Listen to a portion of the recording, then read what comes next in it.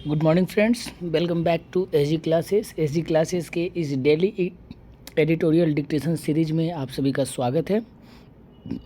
चलिए शुरू करते हैं आज का डिक्टेशन। आज का डिक्टेशन हिंदुस्तान पत्रिका से लिया गया है, जिसकी गति 90 से 100 वर्ड प्रति मिनट की होगी।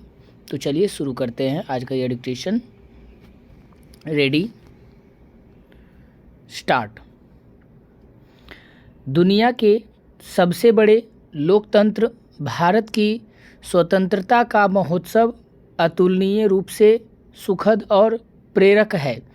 देश की आज़ादी की यह 77वीं वर्षगांठ ऐसी खुशी का अवसर है जिसका उल्लास साल दर साल बढ़ता जा रहा है। हम अपने बाज़ारों, सड़कों और घरों भवनों पर अगर गौर करें तो हर जगह तिरंगे से रौनक है। यहाँ तक कि असंख्य वाहनों पर भी तिरंगा शोभायमान है।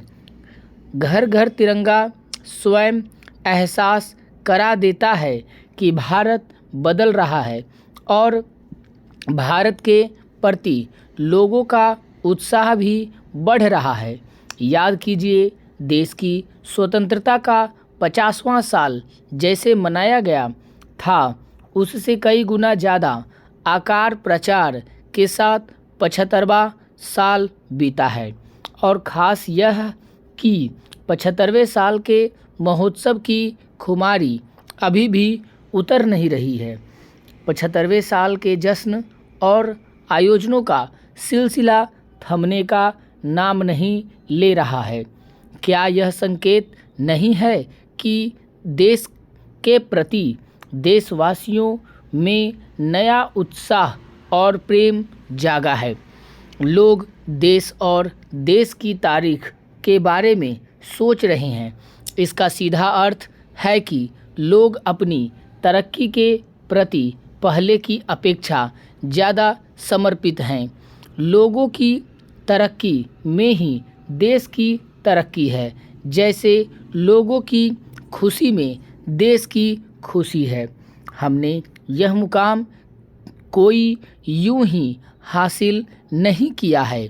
असंख्य देशवासियों का खून पसीना लगा है, तब हम आज़ादी के जश्न लायक हुए हैं।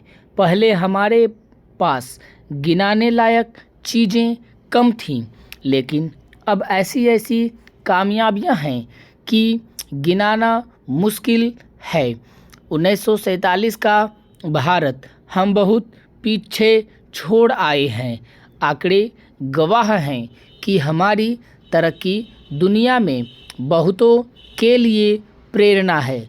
बढ़ती खुशहाली की तसल्ली के लिए कुछ आंकड़ों को देखिए।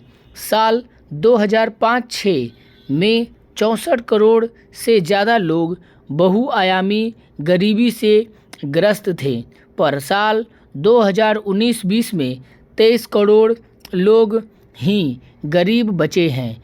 पिछले 2 दशक में वैश्विक मंदी के बावजूद भारत की गरीबी तेज़ी से घटी है और स्वयं भारत बहुत हद तक मंदी की मार से बचते हुए आगे बढ़ा चला जा रहा है। आज से 20 साल पहले देश में 44% लोगों के पास आवास नहीं था, लेकिन अब बमुश्किल 12% ऐसे लोग बचे हैं जिनके सिर पर अपनी छत नहीं है। आज से 20 साल पहले 29% घरों तक बिजली नहीं पहुंची थी, लेकिन अब मुश्किल से 2% घर ही बिना बिजली के बचे हैं। सैनिटेशन से वंचित लोगों की संख्या आज से 20 साल पहले करीब 50% थी, लेकिन अब बमुश्किल 11% लोग ही वंचित हैं।